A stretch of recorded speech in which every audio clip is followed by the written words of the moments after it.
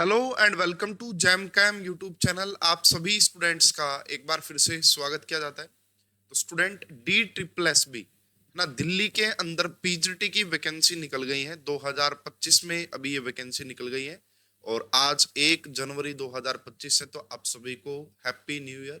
और इस साल में पक्का ही आपको जॉब मिल जाए एंड इस साल बड़ी वैकेंसी आने के चांसेस भी हैं।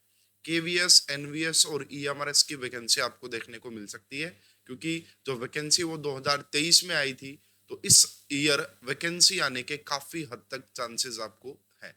तो D triple S B PGT में टीचर्स की वैकेंसी निकल गई है, पीजीटी की वैकेंसी निकल गई है। तो कितनी सीट है, क्या एलिजिबिलिटी है, age criteria is very important for D triple S B, क्योंकि उसमें हाल में ही कुछ चेंजेस किए गए हैं।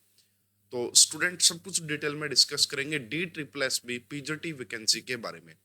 आप सभी को अगेन मैं हैप्पी न्यू ईयर कहना चाहूंगा। Happy new year 2025। और ये साल आपके जीवन में खुशियां लेके आए और आपको एक बेहतरीन टीचिंग जॉब मिल जाए, गवर्नमेंट जॉब मिल जाए, इसकी मैं आपको बेस्ट विशेस रखता हूँ। तो चलिए स्टूडेंट, अब हम बात करते हैं। इससे पहले एक और इन्फॉर्मेशन आप सभी के लिए। अगर आप किसी भी पीजीटी एग्जाम की प्रिपरेशन कर रहे हैं, स्टेट पीजीटी है, केवीएस है, एनवीएस, ईएमआरएस, कोई भी पीजीटी या टेट का एग्जाम है, तो पढ़रे केमिस्ट्री ऐप के ऊपर कोर्स अवेलेबल है, जिसमें आपको कंप्लीट सिलेबस के वीडियो लेक्चर मिलते हैं। 11 से एमएससी लेवल तक के टॉपिक क्लियर रहते हैं। टेस्ट सीरीज आपको मिलती है। प्रीवियस ईयर पेपर का सॉल्यूशन आपको मिलता है। एंड इस कोर्स को आप 3 महीने की वैलिडिटी के लिए भी ले सकते हैं, 6 महीने की वैलिडिटी के लिए भी ले सकते हैं और 1 साल की वैलिडिटी के लिए भी ले सकते हैं। अगर आपका टारगेट है कि आने वाले टाइम में विद इन 1 ईयर जो भी वैकेंसीज आए उन सभी में हम अपियर करें, तो मैं आपको रिकमेंड करूंगा कि आप 1 ईयर प्रिपरेशन को दीजिए। उसके बाद कोई भी एग्जाम क्यों ना हो, आप इजीली उसको क्रैक कर देंगे। ज्यादा इन्फॉर्मेशन के लिए आप इन नंबर पे कांटेक्ट कर सकते हैं। और भाई, न्यू ईयर पे आप अपनी तैयारी करना स्टार्ट करेंगे तो बड़ा अच्छा, बड़ा पॉजिटिव मैसेज आपको हमेशा रहेगा। तो स्टूडेंट चलिए, अब हम बात करते हैं। ये आपका ऑफिशियल नोटिफिकेशन आप देख सकते हैं, government of NCT of Delhi. 30 दिसंबर को ये आपका नोटिफिकेशन आया है। और यहाँ पे आप देख सकते हैं, यहाँ पे अगर हम बात करें तो vacancy notice advertisement number 10/2024, combined examination 2024 for the post of post graduate teacher. तो एप्लीकेशन फॉर्म जो है आपका, वो 16 जनवरी से स्टार्ट होंगे। ओपनिंग ऑफ डेट 16 जनवरी से आपके एप्लीकेशन फॉर्म स्टार्ट होंगे एंड 14 फेब तक आप अपना फॉर्म फिल कर सकते हैं। लेकिन इसमें भाई स्टूडेंट एक प्रॉब्लम है, इस बार केमिस्ट्री की जो वैकेंसी है वो काफी कम रखी गई है। देखिए, अगर आप हिंदी की देखेंगे मेल की 51, टोटल 70 है ना। अगर फीमेल की देखेंगे 21 है। तो अगर आप देखेंगे केमिस्ट्री, स्पेशली अगर हम केमिस्ट्री की बात करते हैं, तो आप यहाँ पे देख सकते हैं पीजीटी केमिस्ट्री फीमेल की बात करते हैं, तो टोटल आपका सिर्फ 4 वैकेंसी है। नंबर ऑफ वैकेंसी काफी कम है, लेकिन 4 भी आपका काफी अच्छी वैकेंसी हम बोल सकते हैं। तो भाई, एक वैकेंसी अनरिजर्व्ड के लिए है और 3 वैकेंसी ओबीसी के लिए है। तो एक वैकेंसी आपका यूआर के लिए है और एक वैकेंसी आपका ओबीसी के लिए है। इसी प्रकार अगर आप पीजीटी केमिस्ट्री फीमेल की बात करेंगे, तो 2 वैकेंसी अनरिजर्व्ड के लिए है और एक वैकेंसी शायद ये एससी के लिए हो सकती है। तो टोटल 3 वैकेंसीज इस बार है।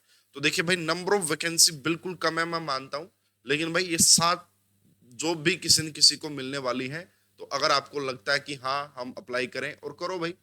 जो लगातार 1 साल से तैयारी कर रहा है या जिसको तैयारी स्टार्ट करनी है, वो किसी भर्ती में इन्वॉल्व होंगे तभी तो जाके तैयारी अच्छी हो पाएगी ना। तो बिल्कुल आप तैयारी कीजिए। वैकेंसी बिल्कुल मैं मानता हूँ कम है, लेकिन फिर भी देखिए, यहाँ पे ओबीसी की 3 वैकेंसी है मेल के लिए, जनरल अनरिजर्व्ड के लिए फीमेल की 2 वैकेंसी है। तो आप अप्लाई जरूर कीजिएगा भाई। हो सकता कि आपको तो एक ही वैकेंसी चाहिए होती है, तो हो सकता कि वो आपको ही मिले। तो अप्लाई जरूर करना भाई। हो सकता बहुत सारे बच्चे सोचे कि वैकेंसी कम है इसलिए अप्लाई नहीं करेंगे और काफी कम कंपटीशन हो, ऐसा हो सकता है। तो यहाँ पे देखिए, PGT chemistry new Delhi municipal council में कोई वैकेंसी यहाँ पे अभी अवेलेबल है नहीं। अब मैं आपको एलिजिबिलिटी बता देता हूँ कि क्या क्या एलिजिबिलिटी रहेगी केमिस्ट्री के लिए।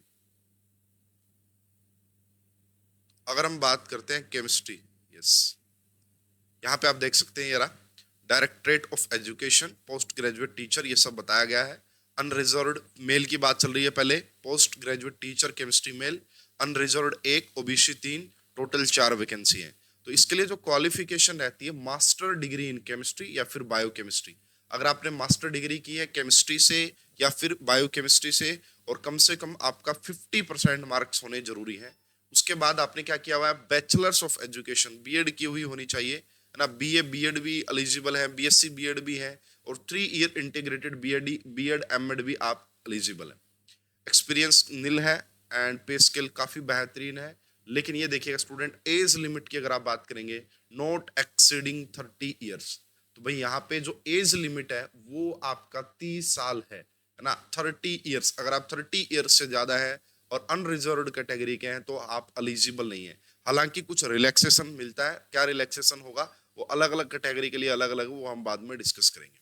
सेम सेम फीमेल के लिए भी यही है कि मास्टर डिग्री होनी चाहिए, बैचलर्स डिग्री आपकी होनी चाहिए, एज यहाँ पे भी 30 ईयर ही रखा गया है।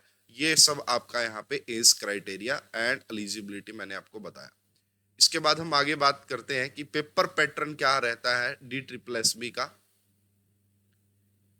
अभी एक बार मैं आपको दिखा देता हूँ पेपर पैटर्न क्या रहेगा। तो यहाँ पे ये बताया गया भाई, जो एजुकेशनल इंडिया का सिटीजन होना चाहिए, सारी बातें हैं।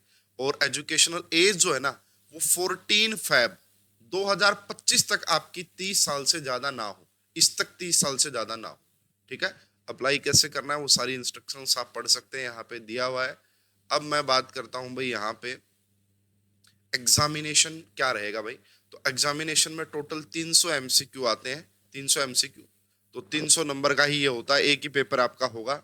और इसमें जो सेक्शन 1 रहता है उसमें आपका reasoning, general awareness, English, Hindi, numerical aptitude आएंगे। ये शायद 100 मार्क्स के आते हैं, यस 20-20 मार्क्स के आएंगे ये 5 सब्जेक्ट। 100 मार्क्स का आपका जनरल एप्टीट्यूड होता है। और उसके बाद 20 क्वेश्चंस जो है आपका वो सब्जेक्ट से रिलेटेड पूछे जाते हैं, यानी कि केमिस्ट्री से रिलेटेड आपसे पूछे जाएंगे। क्वेश्चंस आपका बाइलैंग्वेज रहेगा, हिंदी और इंग्लिश।